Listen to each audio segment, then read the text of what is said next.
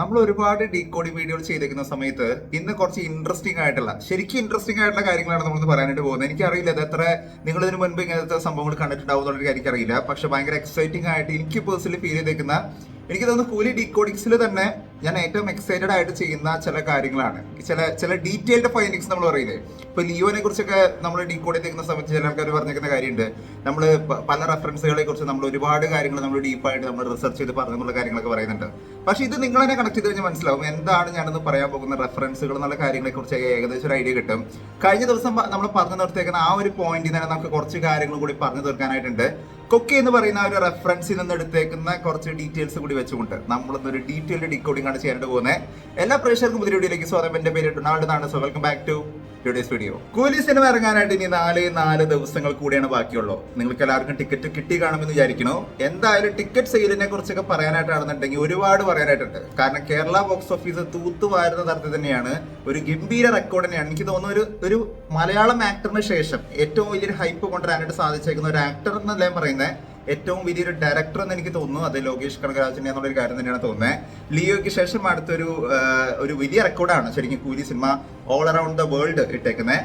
കൂലി 40 കോടി എന്ന് പറയുന്ന അഡ്വാൻസ് സെയിൽസ് ആയിരുന്നു 2 ദിവസം മുമ്പേ തന്നെ. അതായത് ഫസ്റ്റ് ഡേ ഈ സിനിമയുടെ ടിക്കറ്റ് സെയിൽ സ്റ്റാർട്ട് ചെയ്ത ടൈമിൽ തന്നെ ഫസ്റ്റ് ഡേ തന്നെ കളക്ട് ചെയ്തേക്കുന്ന അഡ്വാൻസ് ബുക്കിംഗ് എന്ന് പറയുന്നത് 40 crore പ്ലസ് ആണ്. അതൊരു വലിയൊരു എമൗണ്ട് തന്നെയാണ്. കാരണം സിനിമയുടെ ഒരു ആന്റിസിപ്പേഷൻ തന്നെയാണ് കാണിക്കുന്നത്.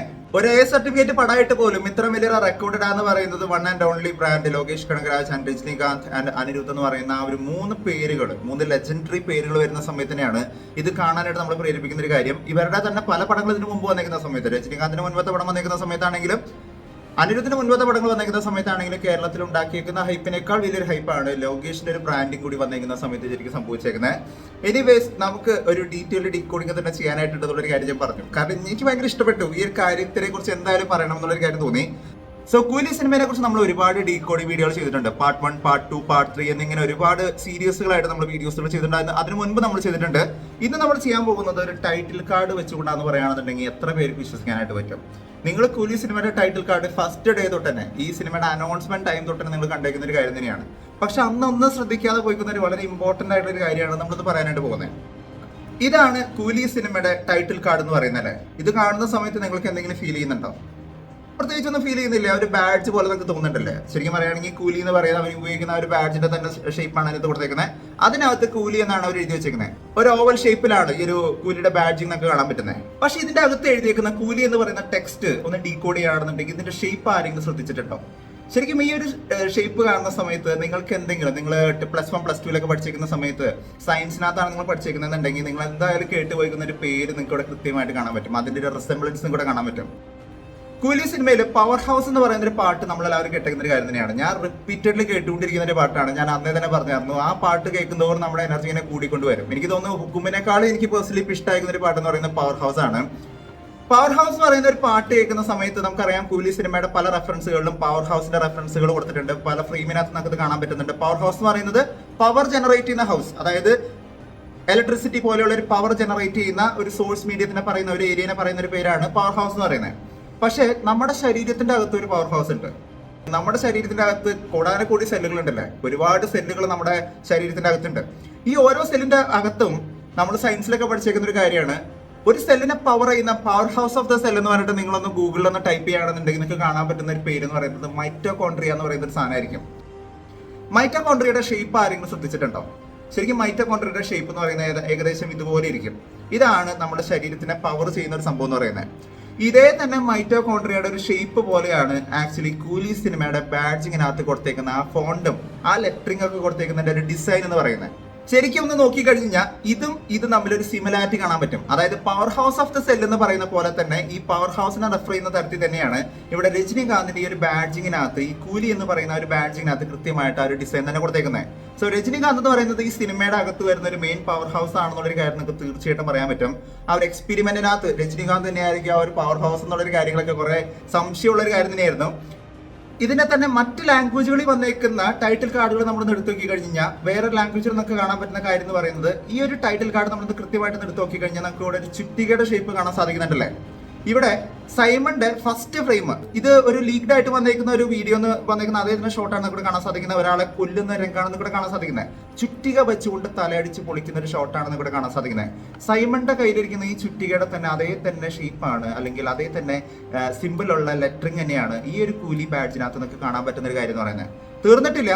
അടുത്തെന്ന് പറയുന്നത് കുറച്ചും കൂടി ഇൻട്രസ്റ്റിംഗ് ആണ്. നമുക്കറിയാം അമീർ ഖാൻ എന്ന് പറയുന്നത് നമ്മളുടെ എല്ലാവരും ഫേവറേറ്റ് ആയിട്ടുള്ള ഒരു ആക്ടറാണ്. ഈ സിനിമയിൽ വരാൻ പോകുന്ന വില്ലൻ എന്ന് സോ കോൾഡ് എല്ലാവരും വിചാരിച്ചു വെച്ചേക്കുന്ന ഒരു കാര്യമാണെന്നുണ്ടെങ്കിലും ആ ട്രക്കുകളെല്ലാം പൊട്ടിക്കുന്ന രംഗം തന്നെയാണ് നമുക്ക് കാണാൻ സാധിക്കുന്നത്. ഈ ട്രക്കിനകത്ത് കൊണ്ടുപോകുന്ന കാര്യങ്ങളെ കുറിച്ച്, ഹ്യൂമൻ ട്രാഫിക്കിങ്ങിനെ കുറിച്ചൊക്കെ നമ്മൾ പറഞ്ഞു പോയിരിക്കുന്ന കുറച്ച് കാര്യങ്ങളൊക്കെ റെഫറൻസുകൾ കറക്റ്റ് ആണെന്ന് കാണിക്കുന്ന കുറച്ച് ഒഫീഷ്യൽ പ്രൂഫുകൾ വന്നിട്ടുണ്ട്. അത് അടുത്ത വീഡിയോയിലൂടെ നമ്മൾ ഡീറ്റെയിൽ വീഡിയോ ആയിട്ട് നമ്മൾ ചെയ്യുന്ന സമയത്ത് പറയുന്നത് തന്നെയായിരിക്കും. സോ അമീർ ഖാന്റെ പോസ്റ്റർ വന്നേക്കുന്ന സമയത്ത് നമ്മൾ എല്ലാവരും കണ്ടേക്കുന്ന ഒരു കാര്യം തന്നെയാണ്. അദ്ദേഹത്തിന്റെ പോസ്റ്ററിനകത്ത് അദ്ദേഹത്തിന്റെ ഒരു ഡിസൈൻ എന്ന് പറയുന്നത് തന്നെ ഒരു വലിയൊരു സിഗരറ്റ് ഒരു ഐറ്റം ഇങ്ങനെ പിടിച്ച് വലിക്കുന്ന ഒരു ഷോട്ട് തന്നെയായിരുന്നു കാണാൻ സാധിച്ചായിരുന്നത്. ഈ കൂലി സിനിമയുടെ ഹിന്ദി ടൈറ്റിൽ കാർഡ് നമ്മളൊന്ന് നോക്കിക്കഴിഞ്ഞാൽ ഇവിടെ താഴെയുള്ള ഒരു റെഫറൻസ് നമ്മൾ നോക്കിക്കഴിഞ്ഞാൽ അദ്ദേഹത്തിന്റെ കയ്യിലുള്ള ആ ഒരു പൈപ്പ് തന്നെയാണ് നമുക്ക് കാണാൻ സാധിക്കുന്നത്, അല്ലെ? ആ സ്മോക്ക് ചെയ്യുന്ന ആ ഒരു പൈപ്പ് തന്നെയാണ് നമുക്ക് ഇവിടെ കാണാൻ സാധിക്കുന്ന ഒരു കാര്യം എന്ന് പറയുന്നത്. അതിന്റെ തന്നെ റിസംബ്ലൻസ് ഉള്ള അദ്ദേഹത്തിന്റെ ഡിസൈൻ ഉള്ള ഒരു ലെറ്ററിംഗ് ആണ് നമുക്ക് ഇവിടെ കാണാൻ സാധിക്കുന്ന ഒരു കാര്യം എന്ന് പറയുന്നത്. ഇതിന് ശേഷം വരുന്നതാണ് ഏറ്റവും ഇൻട്രസ്റ്റിംഗ് ആയിട്ടുള്ള കേസ്.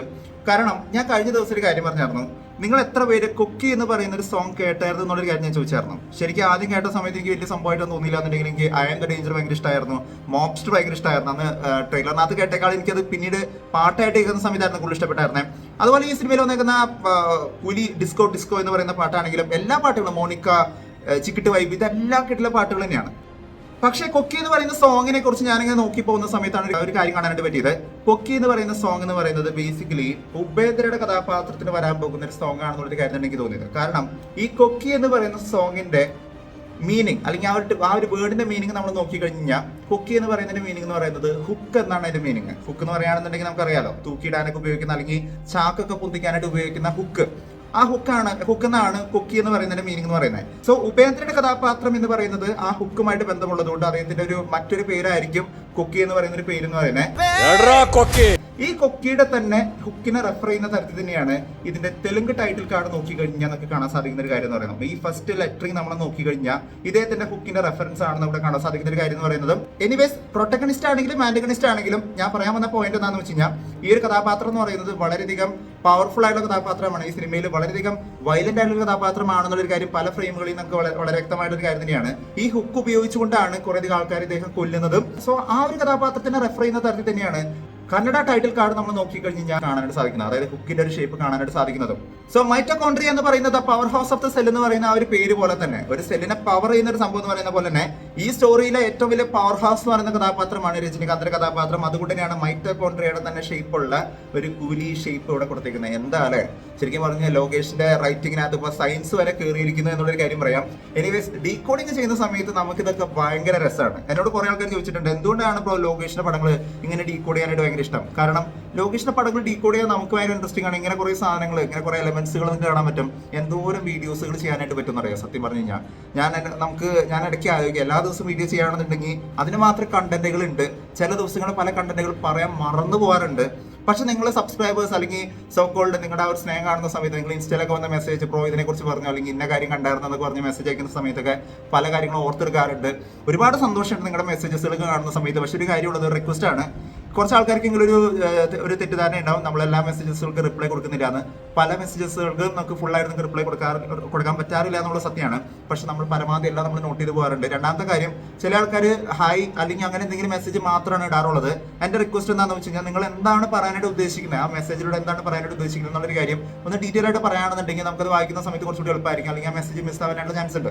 സോ എനിവേസ് നിങ്ങൾ എല്ലാവരുടെയും ഒരു ഒബ്സർവേഷൻ ഉള്ളിടത്തോളം സപ്പോർട്ട് ഉള്ളിടത്തോളം നമ്മൾ ഏത് ടോപ്പിക്ക് മിസ്സായി പോയി കഴിഞ്ഞാൽ നമുക്കതൊക്കെ പിന്നീട് റിവൈൻഡ് ചെയ്തുകൊണ്ട് അടുത്ത വീഡിയോയിൽ പറയാനായിട്ട് പറ്റും. ഇനി ഒരുപാട് പറയാനായിട്ട് ബാക്കിയുണ്ട്. ഞാൻ ആലോചിക്കുകയാണ് ഓഗസ്റ്റ് 14-ാം തീയതി കുറച്ച് നേരം വൈകിട്ടായിരുന്നുണ്ടെങ്കിൽ കുറെ വീഡിയോ കൂടി ചെയ്യാമായിരുന്നില്ല എന്നുള്ളൊരു കാര്യം കൂടി ഞാൻ ചിന്തിക്കുകയാണ്. എനിവേസ് നിങ്ങളുടെ എല്ലാവരും സപ്പോർട്ട് ഒരുപാട് നന്ദിയുണ്ട്. സിനിമ ഇറങ്ങിയതിന് ശേഷം നമുക്ക് ഒരുപാട് കാര്യങ്ങൾ പറയാനായിട്ട് ഇനിയുണ്ട്.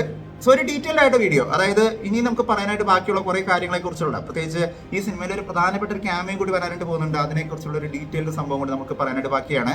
നമ്മൾ പറഞ്ഞിരിക്കുന്ന പല കാര്യങ്ങൾക്കും അതിനൊരു സംഭവം ഇருக்கு എന്നുള്ളൊരു കാര്യം പറയാൻ പറ്റുന്ന തരത്തിൽ, സംഭവം സത്യമാണ് എന്നുള്ളൊരു കാര്യം പറയാൻ പറ്റുന്ന തരത്തിൽ ഒരുപാട് ഒഫീഷ്യൽ റിപ്പോർട്ടുകളാണ്, സെൻസറിംഗ് റിപ്പോർട്ടുകളാണ് ഇപ്പോൾ പുറത്തേക്ക് വന്നിരിക്കുന്നത്. അതിനെക്കുറിച്ച് കൂടിയുള്ള ഒരു ഡീകോഡിംഗ് നമ്മൾ ചെയ്യുന്നതിനായിരിക്കും. സോ വീഡിയോ ഇഷ്ടപ്പെടുന്നുണ്ടെങ്കിൽ വീഡിയോ ലൈക്ക് ചെയ്യുക, വീഡിയോ മാക്സിമം പേരിൽ ഷെയർ ചെയ്യുക, ചാനൽ ഇഷ്ടപ്പെടുന്നുണ്ടെങ്കിൽ സബ്സ്ക്രൈബ് ചെയ്യുന്ന കാര്യം പരിഗണിച്ചേക്കുക. തൊട്ടടുത്തുള്ള ബെൽ ഐക്കൺ കൂടി അമർത്തുകയാണെന്നുണ്ടെങ്കിൽ ലേറ്റസ്റ്റ് ആയിട്ട് വരുന്ന വീഡിയോയുടെ അപ്ഡേറ്റ് വീഡിയോകളെല്ലാം നമ്മൾ കൂട്ടി ലഭിക്കുന്നതായിരിക്കും. മറ്റൊരു വീഡിയോ ആയിട്ട് വീണ്ടും വരുന്നവരെ it's bye signing out. By.